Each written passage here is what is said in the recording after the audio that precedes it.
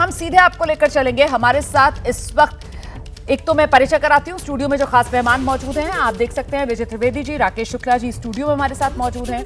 पटना से हमारे साथ हमारे सहयोगी जुड़ रहे हैं, निधि श्री हमारे साथ मौजूद हैं और आप देख रहे हैं हमारे साथ आरजेडी की तरफ से मृत्युंजय तिवारी जी भी इस वक्त मौजूद हैं, शशांक भी हमारे साथ हमारे सहयोगी जुड़ रहे हैं। आपको सबसे पहले निधि के पास लेकर चलते हैं। निधि, मतलब मामला बेहद करीबी भी हो सकता है, पेच फंसा हुआ नजर आ रहा है। जिस तरीके से एबीपी न्यूज सी वोटर के ओपिनियन पोल का सर्वे ये बता रहा है कि साहब 3 से लेकर 1% तक अगर वोट बदलता है तो फिर बिहार का जो सियासी खेला है वो पूरी तरीके से पलट सकता है। निधि,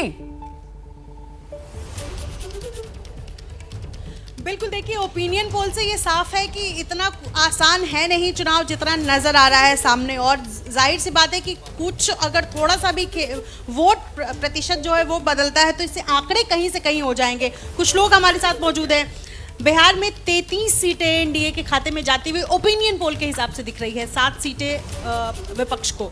क्या लग रहा है आपके हिसाब से? आप तो वोटर नहीं हैं। यहीं के वोटर है और जो समीकरण है वो बराबर आएगा। हम लोग अगर 7 सीट 8 सीट भी आता है तो हम लोग विन विन पोजीशन में रहेंगे बिहार में। अगर हमारी आ रही तो हम लोग उस हिसाब से विन विन पोजीशन में रहेंगे और कोशिश करेंगे कि जो हमारा 8 सीट है वो हमारा एसओबी शेयर ऑफ जो परसेंटेज है वो बढ़ जाए। आपको क्या लगता है? हाँ, हमको भी लग रहा है कि इतना आना चाहिए और आएगा तो ठीक ठाक रहेगा। क्या कितना आएगा तो ठीक ठाक? 50-50 भी आएगा तो।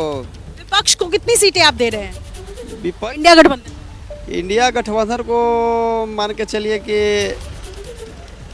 कम से कम तो आना चाहिए 10-12 के आसपास। 10 से 12। आपको क्या लगता है? हमें तो लगता है मैम 15 या 16 सीट आएगा। ठीक है, और ये आपका सर्वे हुआ मैम जी, लेकिन हमें लग रहा है जो विपक्ष है एनडीए उनके पास कोई मुद्दा नहीं है। जी बिल्कुल। तो ये जमीन की आवाजें हैं जो सामने निकल कर आ रही है और आपको बता दें 4 ऐसी सीटें हैं बिहार की जहां पर पहले चरण में 19 अप्रैल को वोट डाला जाएगा और इन्हीं में से एक गया की सीट है जहां से इस बार एनडीए की तरफ से जीतन राम मांझी को उम्मीदवार बनाकर चुनाव मैदान में उतारा गया है। पिछली बार यह सीट जेडीयू के खाते में गई थी और जेडीयू ने इस सीट पर जीत भी दर्ज की थी, लेकिन इस बार एनडीए में यह सीट दी गई है जीतन राम मांझी को और वहीं पर पहुंचने वाले हैं प्रधानमंत्री नरेंद्र मोदी रैली करने के लिए। हमारे सहयोगी शशांक इस वक्त वहीं पर मौजूद हैं। जरा जानते हैं शशांक से प्रधानमंत्री नरेंद्र मोदी की इस सभा के लिए किस तरीके का उत्साह नजर आ रहा है। आपके आसपास जो लोग हैं जरा उनसे बात भी कीजिए। शशांक।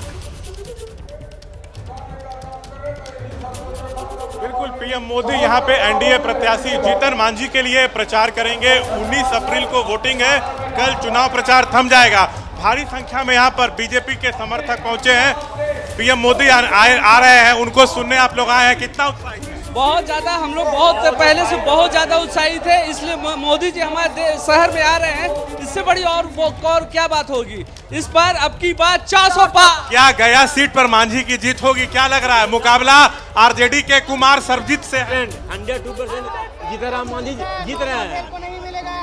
आप बोलिए। एकदम जीत है जीतन राम मांझी जी को। और लोग बोलते कुमार सर्वजीत बहुत अनेक भाषाओं के ज्ञानी है, तो गया की धरती पे 3 भाषा ही ना चले जाए तो हिंदी चाहे मगी या कुछ भी। लोगों कितने एक्साइटेड हैं आप लोग? पीएम आने वाले हैं, निशाने पे इंडिया गठबंधन रहेगा। इस बार पूरा हर वर्ग का आदमी जीतन राम मांझी के साथ है। इस बार पूरे मोदी जी के नेतृत्व में 400 पार, अब की बार पूरे 400 का पार। यहाँ पे आरजेडी के प्रत्याशी हैं कुमार सर्वजीत, गया के वो भी बड़े नेता हैं, उनको आप लोग चुनौती नहीं मानते हैं? जी नहीं मानते हैं हम लोग।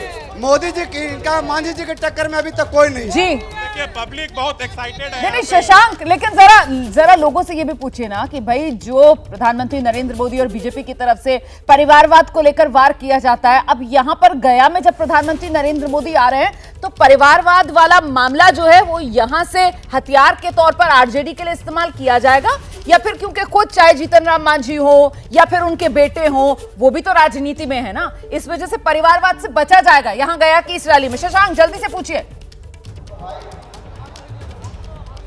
बिल्कुल, पीएम मोदी आ रहे हैं, परिवारवाद पे पीएम आरजेडी को घेरते हैं, लालू परिवार को घेरते हैं, लेकिन मांझी उनके बेटे भी तो राजनीति में है, मांझी भी खुद चुनाव लड़ रहे हैं। तो मांझी जी चुनाव तो लड़ रहे हैं वो सही है, लेकिन ये परिवारवाद नहीं है। ये परिवारवाद नहीं है। अच्छा, ये तो खुद है, उनको पता है कि क्या है नहीं, उनको तो सब स्वयं पता है।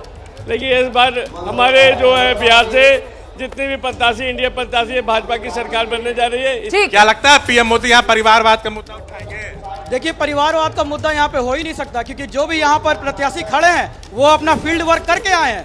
मांझी जी के बेटे बिहार सरकार में मंत्री हैं, संतोष सुमन मंच पर साथ बैठे हैं, पार्टी के राष्ट्रीय अध्यक्ष है। ये परिवारवाद नहीं है क्या? परिवारवाद ये इसको आप नहीं कह सकते, इसके लिए नहीं कह सकते क्योंकि उन्होंने अपना ग्राउंड वर्क, अपना फील्ड वर्क करके उन्होंने अपना यहाँ पे जगह बनाया है।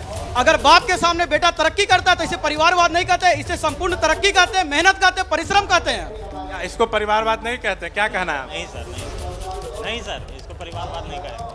तो लोगों का कहना है कि इसको परिवारवाद नहीं कहते हैं, लेकिन आपको बता दें बिहार में एनडीए हो चाहे महागठबंधन, जिस तरह से टिकट का बंटवारा हुआ है उसमें साफ तौर से परिवारवाद का बोलबाला नजर आ रहा है। जी